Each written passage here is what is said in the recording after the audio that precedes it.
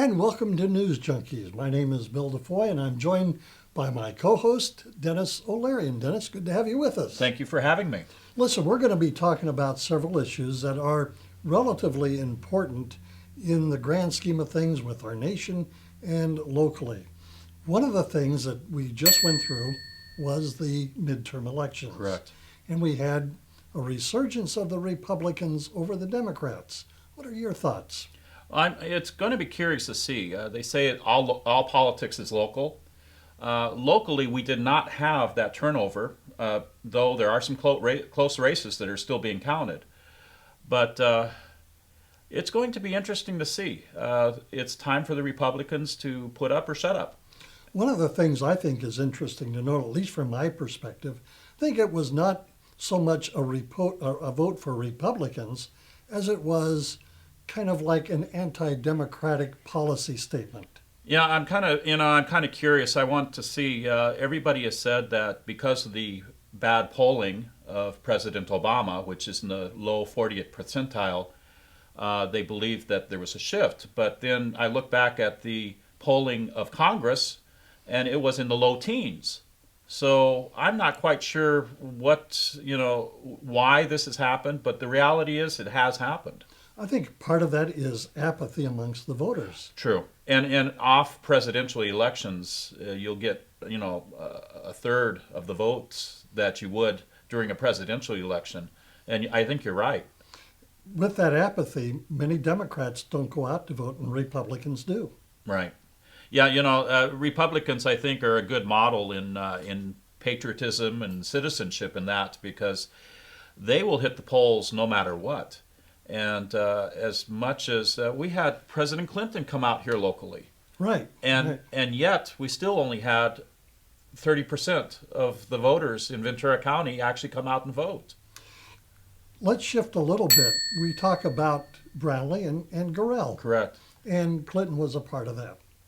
And, I've had some people say that him coming here showed that Brownlee was in trouble. I differ with that because I think this is seen as a swing district. And so I believe it was just natural that some heavy hitter would come out to support on either side. It's going to be interesting to see. The votes appear that Brownlee is ahead, and there's quite a bit more votes to come out, but it looks like she has the motion right now that she may be reelected. I've seen a shift between the two all through this counting process. But why was it so close? I think we have to address that, and I can guarantee you Brownlee and whoever succeeds for the next race 2 years from now to be her opponent, they're going to look at this election very closely. Whether it be Gorell or somebody else. Correct. Will Gorell be back? I would think he might, but he gave up, which probably would have been an easier re-election for the assembly to run against Brownlee. So I'm curious what his plans are. It would be interesting. One of the other tight races is Rob McCoy versus Jackie Irwin. Right, and two people that are both newcomers. Personally, I hadn't heard of neither until before this, election. You have your party affiliations, but I was curious about Mr. McCoy in that he had the side with him of the church as well, and it was very plain to see. Not to say that Jackie Irwin is not religious of any sort, but he recruited quite a bit of his following from the pulpit. And I was kind of curious to see how that was going to play out. It was a close race.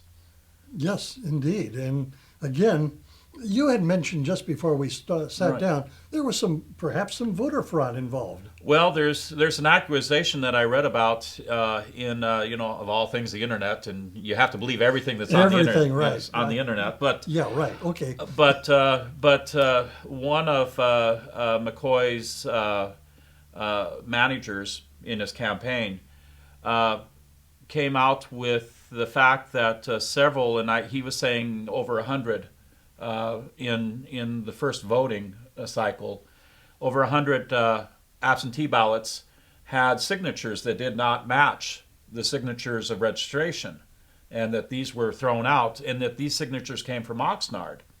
Now, the accusation was that in the voter drives, we possibly, and I say we, people of Oxnard, didn't care who was signing up for voting, and possibly mismatched identities with the person we were registering.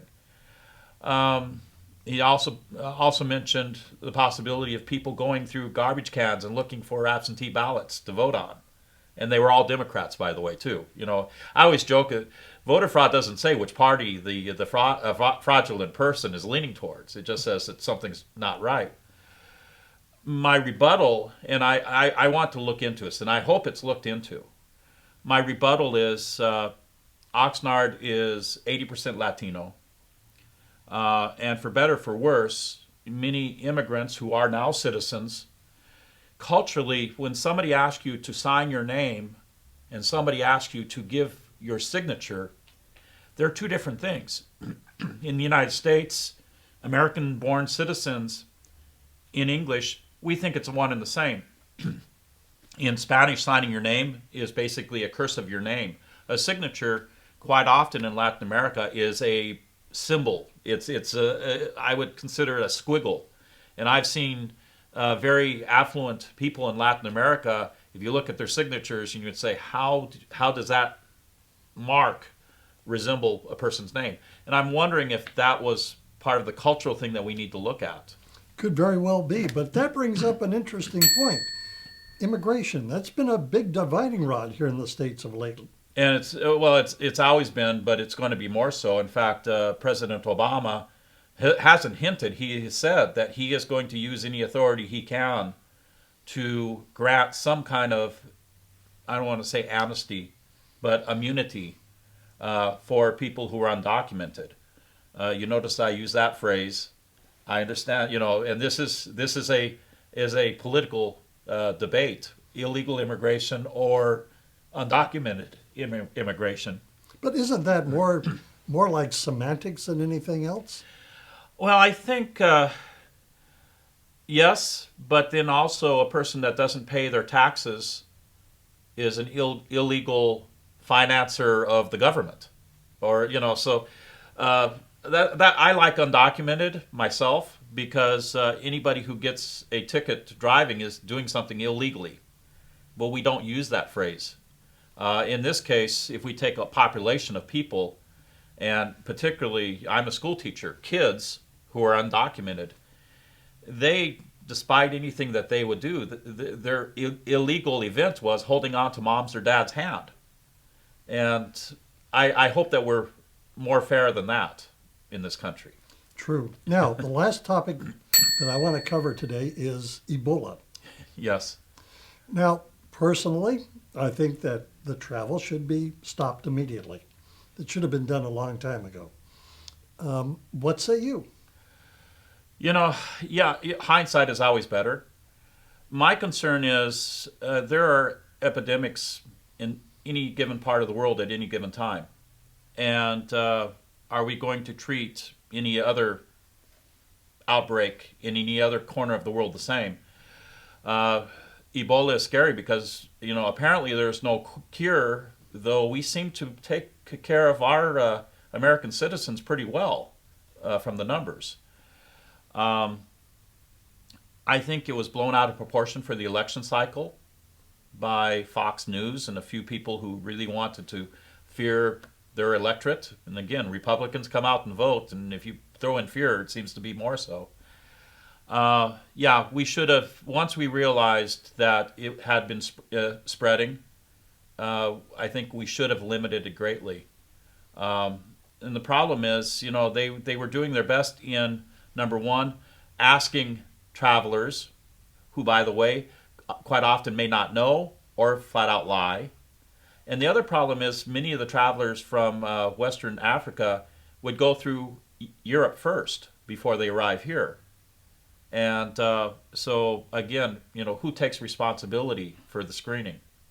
It's a tough issue. It is a tough issue, but I come back to this whole point that if they had banned the travel from the very beginning, right, when this Thomas Duncan got in, and we all know his story. Right. He got in, he lied in Liberia or wherever he'd traveled from to get into the States, and guess what? He contracted Ebola and died. Right. And that kind of thing is pretty scary. But, what scared me maybe even more was our response in the hospitals where the nurses and the doctors were not dressed nearly like the people who are in Africa on the ground.